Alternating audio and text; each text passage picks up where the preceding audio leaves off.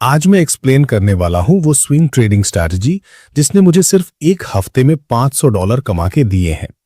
जब मैंने 6 साल पहले ट्रेडिंग शुरू की थी, तब मैंने हर पॉसिबल स्ट्रैटेजी ट्राई की जो मेरे हाथ लग सकती थी। मैंने SMC, ICT, supply and demand और न जाने कितनी चीजें ट्राई की।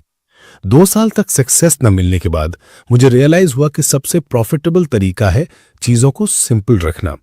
अब मैं हफ्ते में सिर्फ 2 ट्रेड्स लेता हूं और सेम सेटअप बार बार रिपीट करता हूं, तो मेरे रिजल्ट्स काफी ड्रास्टिकली इंप्रूव हुए हैं। इसका बेस्ट पार्ट ये है कि ये स्ट्रैटेजी बहुत ही सिंपल है और कोई भी इसे इजीली फॉलो करके रेप्लिकेट कर सकता है। यही स्ट्रैटेजी मैंने यूज की थी अपने पहले $1000 ट्रेडिंग से 1 महीने में कमाने के लिए, और अब मैं पूरी स्ट्रैटेजी यही रिवील करने वाला हूं। मैं आपको एक रियल लाइफ एग्जाम्पल भी दिखाऊंगा जिससे आप इसे अभी से अप्लाई करना शुरू कर सकते हैं और एक प्रॉफिटेबल ट्रेडर बन सकते हैं। स्विंग ट्रेडिंग में एक चीज जो आपको सीखनी पड़ेगी वो ये कि ट्रेड्स कम होते हैं। आप हर दिन 2 ट्रेड्स लेने की एक्सपेक्टेशन नहीं रख सकते। इसलिए इस स्ट्रैटेजी में हम सिर्फ हफ्ते में 2 या 3 बेस्ट ट्रेड सेटअप्स ढूंढते हैं। लेकिन जैसा कि आप समझ सकते हो, इतना भी काफी होता है अच्छी इनकम करने के लिए। स्ट्रैटेजी का सबसे अच्छा पार्ट यह है कि ये सुपर सिंपल है और ये प्रैक्टिकली आपको पैसा कमाने पर मजबूर कर देती है। आपको ऐसी स्ट्रैटेजी चाहिए जो इजीली रेप्लिकेट हो सके और जो बहुत कॉम्प्लेक्स ना हो, इसमें ढेर सारे कंफ्यूजिंग कंडीशंस ना हो ट्रेड लेने से पहले। यही रीजन है कि ये मेरी फेवरेट स्ट्रैटेजीज में से एक है, सिंपल और बार बार यूज करने लायक।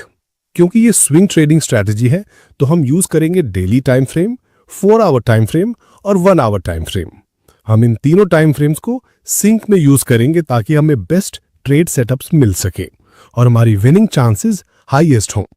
जब हम टॉप डाउन एनालिसिस करेंगे तो सबसे पहले डेली से शुरू करेंगे, फिर 4 आवर और 1 आवर को यूज करेंगे मेनली एंट्री के लिए।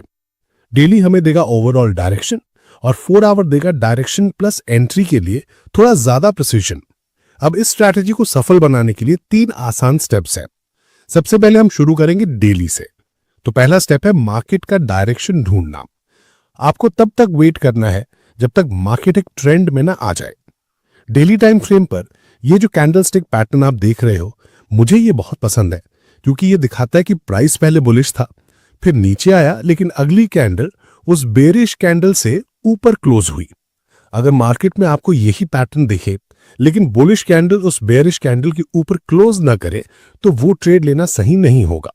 बेसिकली डेली टाइम फ्रेम आपको डायरेक्शन बताता है। यही डेली का मेन पर्पस है, मार्केट का ओवरऑल डायरेक्शन दिखाना। अगर डेली टाइम फ्रेम में मार्केट कंसोलिडेटिंग और रेंजिंग हो, यानी कोई क्लियर डायरेक्शन ना हो, तो उस मार्केट में हम ट्रेड नहीं करेंगे। हमें डेली चार्ट पर एक साफ ट्रेंड चाहिए ट्रेड लेने से पहले। जब वो हमें दिख जाए तब हम अगले स्टेप पर जाएंगे, जो है 4 आवर टाइम फ्रेम। इसमें आपको मार्केट का ज्यादा डिटेल में स्ट्रक्चर दिखेगा।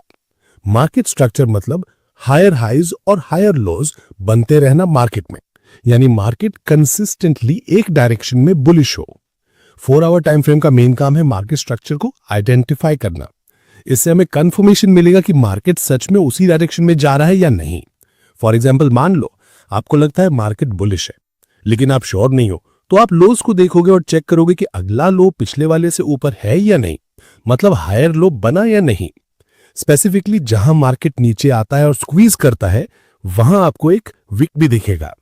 जब आपने 4 आवर चार्ट पर अपने हायर हाइज और हायर लोज मार्क कर लिए और डेली पर ट्रेंड कंफर्म हो गया, तब आप 1 आवर टाइम फ्रेम पर जाओगे एंट्री के लिए। यह सबसे इंपॉर्टेंट पार्ट है क्योंकि आप सही डायरेक्शन में एंटर कर सकते हो, लेकिन अगर गलत टाइम पर एंटर किया तो ट्रेड लॉस हो सकता है। मैं 1 आवर टाइम फ्रेम को मार्केट स्ट्रक्चर मार्क करने के लिए भी यूज करता हूं। तो मैं अपने हाइज लोज मार्क करूंगा सिर्फ ये कंफर्म करने के लिए कि मार्केट बुलिश जा रहा है। लेकिन ये देखने में 4 आवर टाइम फ्रेम जैसा ही होना चाहिए, बस उसमें 4 गुना ज्यादा डिटेल होगा। बेसिकली डेली है पहला स्टेप, 4 आवर है दूसरा, और तीसरा स्टेप होगा 1 hour time frame. 1 hour time frame हम यूज करते हैं एंट्री के लिए। 4 आवर हम यूज करते हैं लोअर लोज या हायर हाइज मार्क करने के लिए। जो भी ट्रेंड चल रहा हो उस पर डिपेंड करता है। और डेली हम यूज करते हैं डायरेक्शन के लिए। और यही है इस पूरी स्विंग ट्रेडिंग स्ट्रैटेजी की फाउंडेशन। मैं चाहता हूं कि आप लोग अच्छे से समझो कि हर टाइम फ्रेम का एक स्पेसिफिक पर्पस होता है और हमें हर एक को उसी हिसाब से यूज करना है। अब कुछ एंट्री रूल्स हैं जिन्हें फॉलो करना जरूरी है अगर आप इस स्ट्रैटेजी से मैक्सिमम प्रॉफिट निकालना चाहते हो तो। सबसे पहला रूल है, तभी एंट्री लो जब प्राइस रिजेक्शन विग बनाए।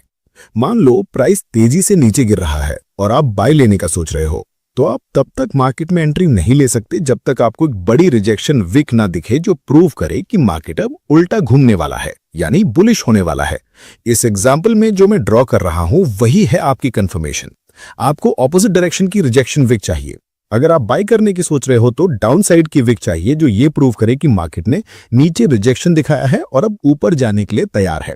और सेम बात बेयरिश मार्केट में भी अप्लाई होती है। एक और एंट्री रूल जो मैंने बहुत घंटे बैक टेस्ट करने के बाद सीखा, कभी भी बाय मत करना अगर डेली कैंडल रेड है, यानी आप सिर्फ तभी बाय कर सकते हो जब डेली कैंडल बुलिश हो। अगर डेली कैंडल ग्रीन है तभी आप बाय कर सकते हो, और अगर डेली कैंडल बेयरिश है तो आप सिर्फ सेल ले सकते हो। ये एक बहुत कॉमन मिस्टेक है जो कई सारे ट्रेडर्स करते हैं। चाहे 4 आवर चार्ट बुलिश दिख रहा हो, अगर डेली कैंडल आपके फेवर में नहीं है तो आपको ट्रेड नहीं लेना चाहिए। और ये लास्ट एंट्री रूल जिसने मुझसे शुरू में काफी पैसा लूज करवाया, तभी ट्रेड लेना जब मार्केट में क्लियर ट्रेंड हो। और बिलीव मी, आपको पता चल जाएगा जब ट्रेंड क्लियर हो और कब आप बस सोच रहे हो कि ट्रेंड है। अगर मार्केट साइडवेज चल रहा है और बस रेंज में घूम रहा है तो ट्रेड नहीं लेना है। और अगर आप एक ट्रेंडिंग ट्रेड में हो और ट्रेंड रुक जाए तो आपको उस ट्रेड से बाहर निकल जाना चाहिए। ये मेरे साथ हुआ है। मैं एक ट्रेड में था और एक पॉइंट पर मैं उस ट्रेड में हजारों डॉलर के प्रॉफिट में था, लेकिन मुझे उसे ब्रेक इवन पर क्लोज करना पड़ा। रीजन ये था कि मार्केट ने कंसोलिडेट करना शुरू कर दिया और मैं कंसोलिडेटिंग मार्केट में नहीं रहने वाला था, क्योंकि एक, आप उस ट्रेड में फंस जाते हो, और दो, आपकी एज और प्रोबेबिलिटी दोनों कम हो जाती हैं और उस ट्रेड को जीतने का चांस बहुत ज्यादा कम हो जाता है। तो सिंपल लैंग्वेज में, अगर मार्केट कंसोलिडेट कर रहा है तो ट्रेड नहीं लेना है। अगर मार्केट पहले से कंसोलिडेट कर रहा है तब भी एंट्री नहीं लेनी है। आपको सिर्फ तभी एंट्री लेनी है जब मार्केट में क्लियर ट्रेंड हो। और मैं आपको इस वीडियो में कुछ एग्जांपल्स भी दिखाऊंगा कि ट्रेंड कैसे स्पॉट करें। अब जब हम लाइव मार्केट्स में आ चुके हैं, मैं आपको एक ट्रेड दिखाऊंगा जो मैंने एक्चुअल में लिया था और जिससे मुझे इस हफ्ते ट्रेडिंग में $500 मिले। अब मैं एक्सप्लेन करूंगा कि ये स्ट्रैटेजी रियल मार्केट में कैसे काम करती है, क्योंकि रियल मार्केट में हर ट्रेंड इतना परफेक्ट और साफ नहीं होता जैसा कि मैंने स्क्रीन पर ड्रॉ किया है, जहां आप इजीली हायर लोज और हायर हाइज देख सको। ऐसा हर बार नहीं होता। अनफॉर्चुनेटली रियल लाइफ मार्केट्स इतने आसान नहीं होते। अगर आसान होते तो हर कोई इनसे पैसे कमा लेता और कोई कॉम्पिटिशन नहीं रहता। हमें अलग अलग मार्केट कंडीशंस देखने की आदत डालनी पड़ेगी और ये समझना होगा कि उन्हें प्रॉफिटेबली कैसे ट्रेड करें। लेकिन अच्छी बात यह है कि हम हमेशा अपने हार्ड रूल्स पर भरोसा कर सकते हैं, ऐसे रूल बेस्ड स्टेप्स जिन्हें हम फॉलो करके सही डायरेक्शन में जा सकते हैं। तो सबसे पहले हम डेली टाइम फ्रेम से शुरू करेंगे। यहां से डायरेक्शन स्पॉट करना इजी हो जाता है, क्योंकि अगर हम कुछ मेजर लोस को आइडेंटिफाई करें तो हम देखेंगे कि वो लगातार पिछले लोस से हायर है। जब मैं मेजर लो कहता हूं तो मेरा मतलब होता है जहां मार्केट नीचे रिट्रेस करता है या पुल करता है, जैसा कि मैं यहां ड्रॉ कर रहा हूं। आप देख सकते हो कि ये जो सर्कल्स हैं जहां मार्केट नीचे पुल बैक करता है और फिर ऊपर जाता है, यही है एक्सट्रीम लॉस। और आप मेजर लॉस या सिग्निफिकेंट लॉस भी कह सकते हो, नाम जो भी रखो, बात एक ही है। चलो अब लाइव मार्केट में देखते हैं। आप देख सकते हो कि यहां मार्केट ने काफी ज्यादा नीचे पुल किया है। हम इस पहले वाले को काउंट नहीं करेंगे क्योंकि ये हायर लो नहीं है, ये सिर्फ एक मेजर लो है मार्केट में। लेकिन इस मेजर लो के बाद से मार्केट ने कंटिन्यूअसली हायर सिग्निफिकेंट लोस ही बनाए हैं। तो जब मैं सिग्निफिकेंट लो कहता हूं तो कंफ्यूज मत होना, मेरा मतलब सिर्फ इतना है कि मार्केट नीचे आता है और रिजेक्ट करता है, बस यही है इसका मतलब। लिटरली मार्केट बार बार रिजेक्शन दिखा रहा है तो ये पैटर्न बना रहा है। और ऑब्वियस सी बात है, हम ट्रेडिंग में पैसे पैटर्न से ही बनाते हैं जिन्हें हम बार बार प्रेडिक्ट कर सकें। और जब आप इस पैटर्न को कैंडल्स के ओवरऑल साइज से पेयर करोगे तो आप देखोगे कि डेली फ्रेम बुलिश है, क्योंकि एवरेज डेली कैंडल की साइज बेरिश कैंडल्स से कहीं ज्यादा बड़ी है। यहां तक कि जब मार्केट पुल बैक कर रहा था तब भी छोटी छोटी रेड कैंडल्स बन रही थीं, और हर बार जब मार्केट बुलिश हुआ तो बड़ी बड़ी ग्रीन कैंडल्स बनी। ये दिखाता है कि बायर्स का कंट्रोल है मार्केट में और हम ऊपर की तरफ स्ट्रांगली ट्रेंड कर रहे हैं। अब इसके साथ हम नीचे जाते हैं 4 आवर टाइम फ्रेम पर अपना मार्केट स्ट्रक्चर कंफर्म करने के लिए। और यहीं पर चीजें थोड़ी कंफ्यूजिंग हो सकती हैं, क्योंकि इस मार्केट में जैसा आप देख रहे हैं हायर लोज बन रहे थे, लेकिन एक पॉइंट पर ऐसा लगा कि मार्केट बेरिश में शिफ्ट हो रहा है, जहां ये हाई और ये लो बना। ये लो क्लियरली पिछले वाले से नीचे था, लेकिन मैं चाहता हूं आप ध्यान में रखो कि ओवरऑल मार्केट का डायरेक्शन अब भी बुलिश की था। ये अब भी बुलिश मार्केट स्ट्रक्चर ही है। और आप ये देख सकते हो उन एक्सट्रीम लोस को देखकर जो मैंने येलो में मार्क किए हैं। हाँ, ये थोड़ा कंफ्यूजिंग हो सकता है क्योंकि आप मार्केट को देखकर सोच सकते हो कि हम बेरिश जा रहे हैं, लेकिन अगर आप इन एक्सट्रीम लोस को ध्यान से देखो तो आपको दिखेगा कि ये लो पिछले वाले से ऊपर है, यानी हम अब भी बुलिश हैं। इसमें कंफ्यूज ना होने का तरीका है बस जूम आउट करना। अगर हम 4 आवर चार्ट को थोड़ा जूम आउट करें तो ये बहुत साफ दिखने लगता है कि हम एक स्ट्रॉन्ग बुलिश ट्रेंड में है। और यही है वो तरीका जिससे हम मार्केट्स में पैसा कमाते हैं कंसिस्टेंट प्रिडिक्टेबल ट्रेंड से, जब तक वो चेंज ना हो जाए, और फिर हम रुकते हैं और नए ट्रेंड का इंतजार करते हैं। हम पैसा कंसिस्टेंट प्रिडिक्टेबल ट्रेंड से कमाते हैं। अब वापस चलते हैं उस ट्रेड पर। जैसा आप देख सकते हो, मार्केट ने एक स्ट्रांग मूवमेंट किया अपसाइड की तरफ, फिर एक स्ट्रांग मूवमेंट डाउनसाइड की तरफ। कुछ लोग इस बेरिश मूवमेंट को देखकर सोच सकते हैं कि मार्केट बेरिश है, लेकिन मुझे इससे कोई कंफ्यूजन नहीं हुआ, एक मेजर रीजन की वजह से। इस बुलिश कैंडल की साइज और इसके पहले वाली कैंडल ने साफ दिखा दिया कि मार्केट में बहुत ज्यादा बुलिश मोमेंटम है। प्राइस नीचे की तरफ अग्रेसिव आ रहा है, फिर भी वो उस मोमेंटम को बीट नहीं कर पा रहा जो बुलिश मूव में था। मेरी हिसाब से हम अब भी बुलिश है, और जब मैं 4 आवर चार्ट को जूम आउट करता हूं, मुझे एक बहुत ही साफ और अच्छा अपसाइड ट्रेंड दिखता है। तो इन सारे फैक्टर्स को ध्यान में रखते हुए हम अब 1 आवर टाइम फ्रेम पर जा सकते हैं, ये देखने के लिए कि हम इस ट्रेड में एंट्री कैसे लें। चलो चलते हैं 1 आवर चार्ट पर।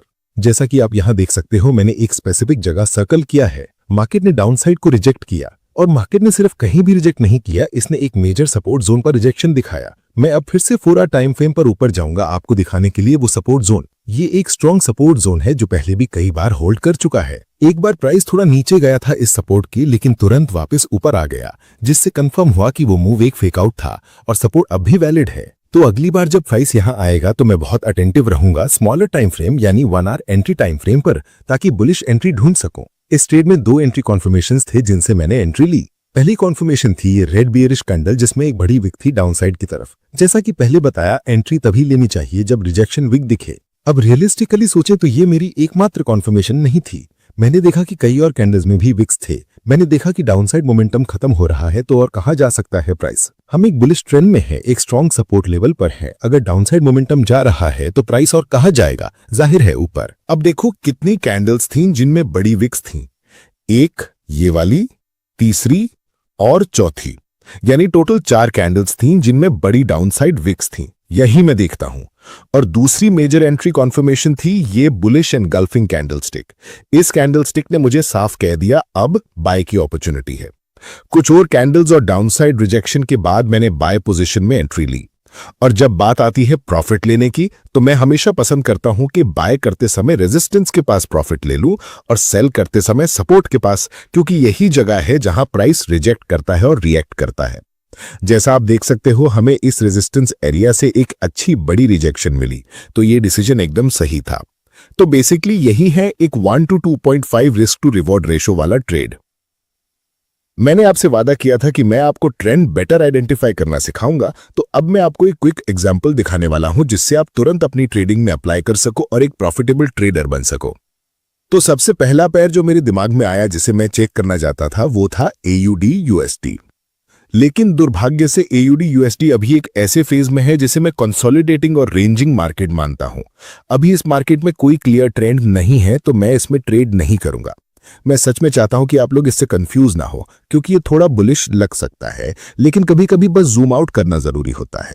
जूम आउट करना मत भूलना। अगर हमारे पास ये हाई ऊपर है और ये दूसरा हाई पहले वाले हाई को रिस्पेक्ट कर रहा है, तो इसका मतलब है कि मार्केट उतना बुलिश नहीं है। अगर मार्केट सच में बुलिश होता तो हम रेजिस्टेंस के ऊपर निकल चुके होते। सिंपल लैंग्वेज में कहें तो हमें कंसोलिडेशन एरिया में है। अब मैं एक और पेयर ढूंढने वाला हूं जिसमें एक क्लियर ट्रेंड हो।